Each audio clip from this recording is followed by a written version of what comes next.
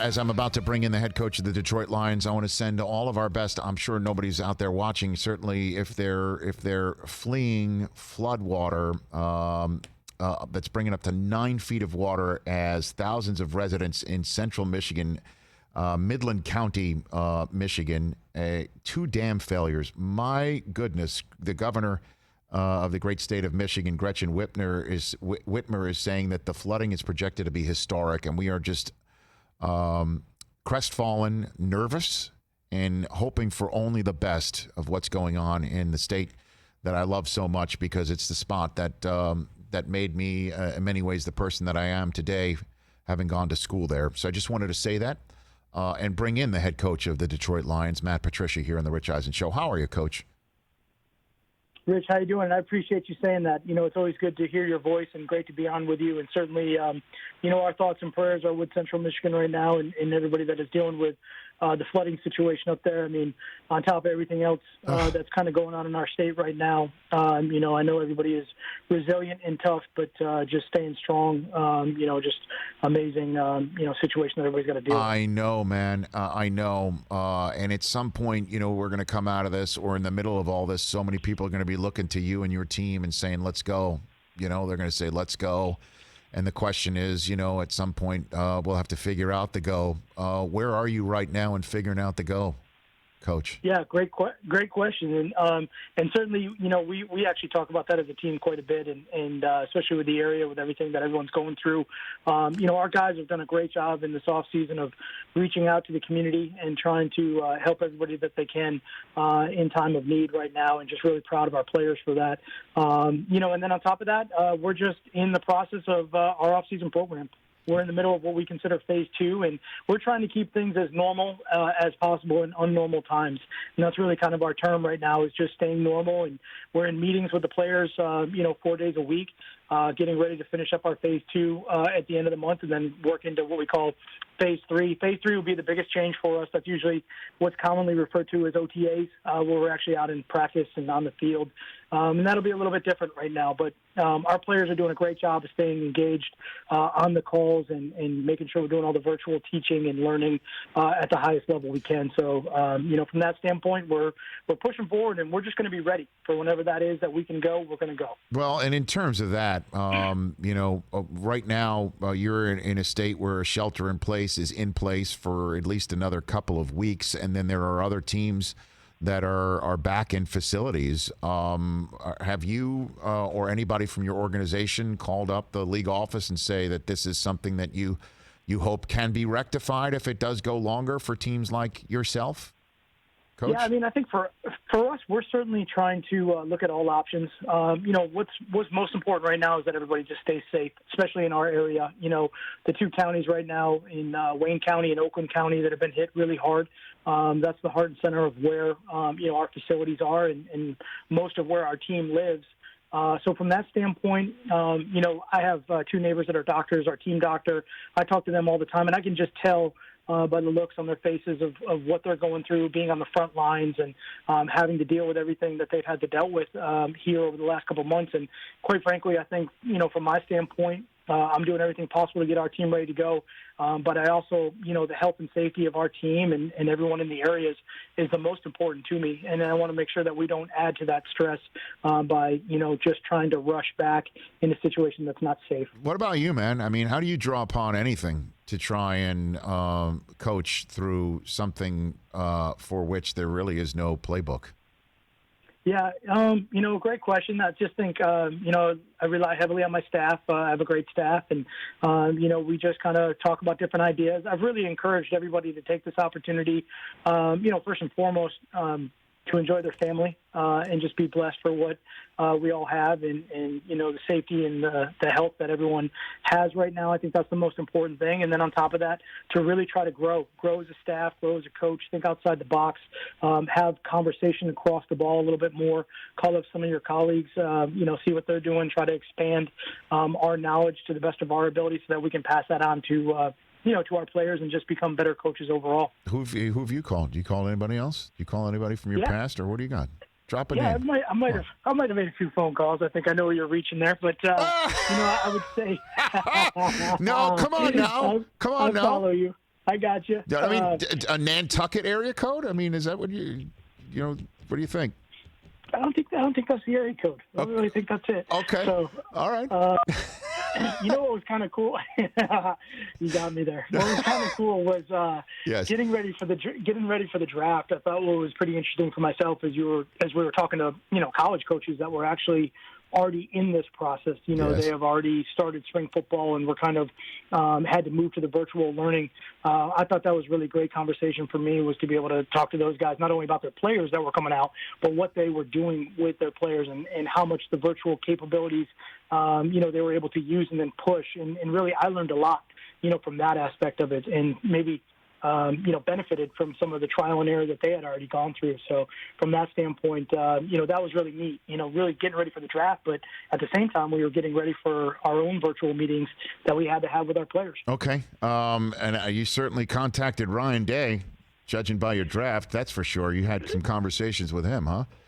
Yeah, I mean, as a Wolverine, I apologize to you for that. It's, look, you've got to try and win football games. I don't take any offense to it. I'm sure you did speak to Jim Harbaugh at some point in time, but I'm just looking at your draft here. My gosh, you went deep. No, I did actually. Jim was great. We talked quite a bit. We talked after the draft, but a couple Buckeyes that we brought up from Ohio. So certainly guys that we thought just really fit what we were trying to do and fit some needs that we had. But Ryan Day was great. I spoke to him obviously many times, and Jeff Hafley, who is one of the defensive coaches I spoke to, also is now the head coach at Boston College. So those were two great guys for me to talk to in that other world of, hey, what are you doing with your team right now, and how you helping them learn. But there's a few Buckeye additions there. Okay, well, before I get to Okudah specifically, Matt Patricia here on the Rich Eisen Show, how much fire potentially was there for trading out of that three?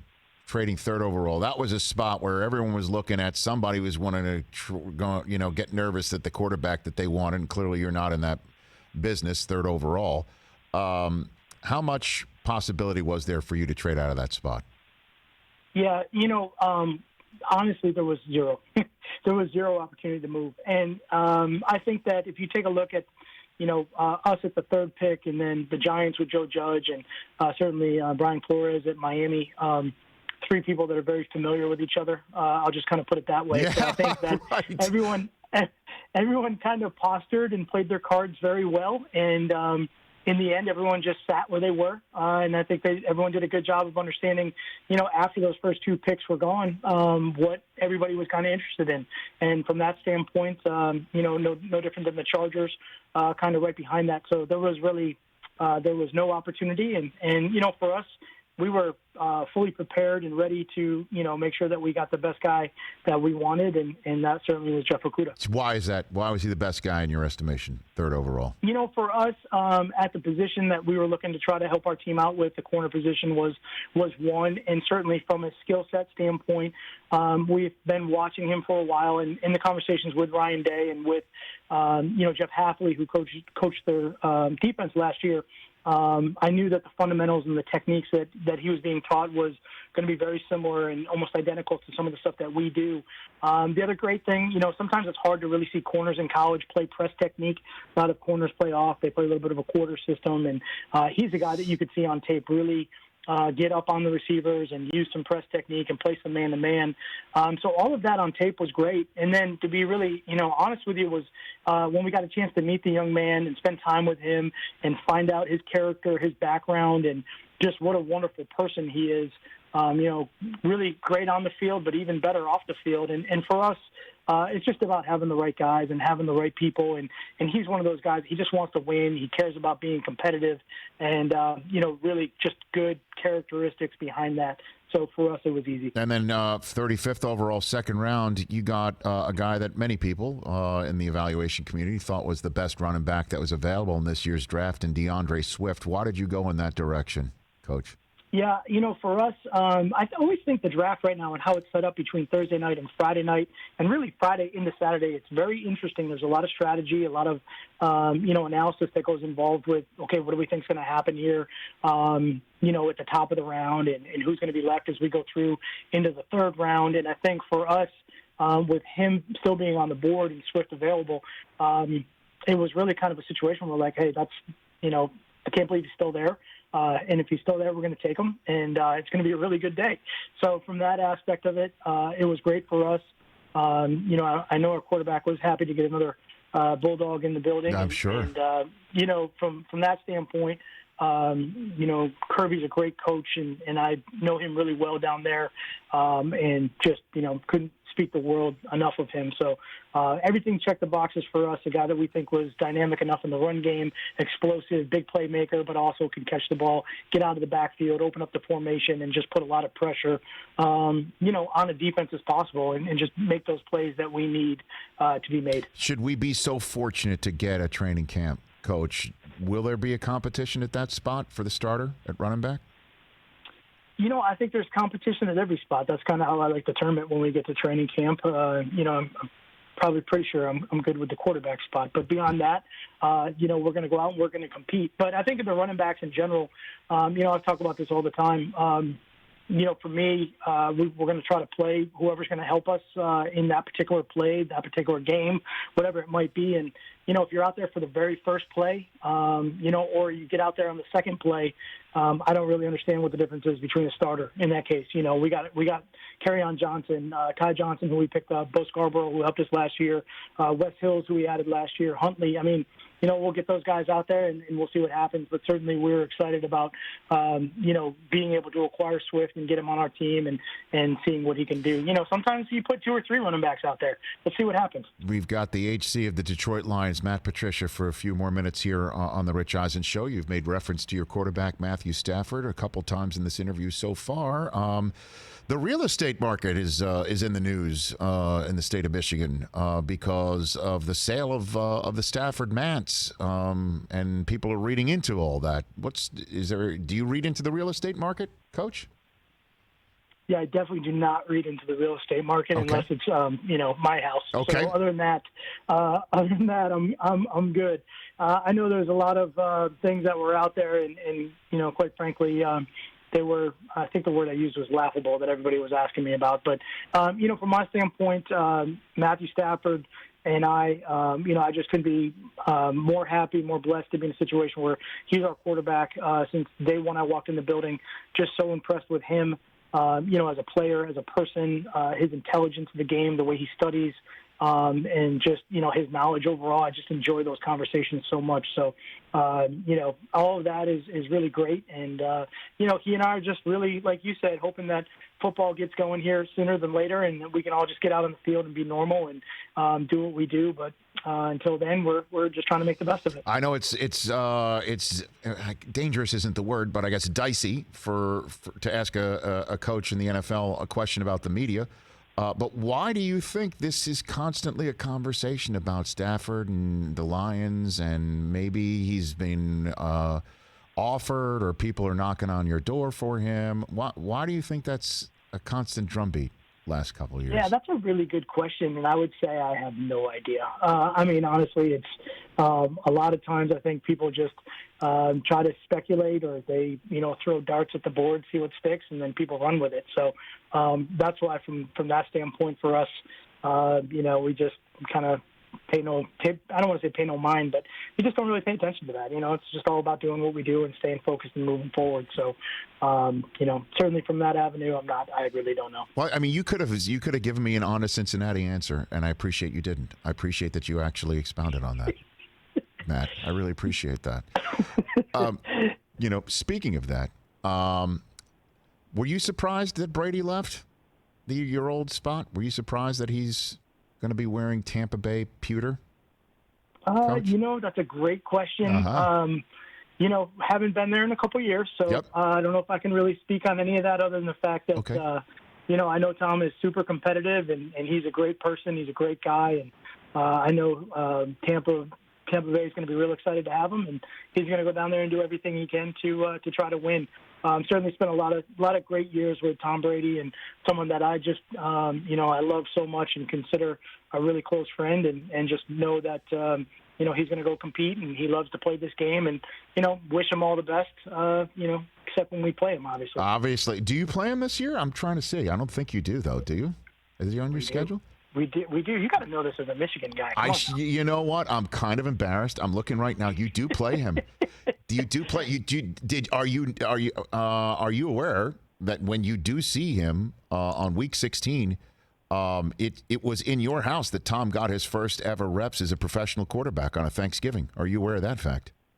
You know what? I'm not going to lie to you. I was not aware of that. There you go. At all. So that's my history lesson for the day. A little bit of education for me right there. Well, it's only fitting, as you know, he's revered up the road from you, as you know, revered up the road. I have definitely gone to that stadium with my kids, taken some pictures, and maybe sent them to them. I definitely think we've done that. You know, when I went in the locker room, you know, because Jim Harbaugh reached out to me to be an honorary captain one day, and I crushed it, you know. Of course. I mean, although I forgot what he instructed me and the players to call to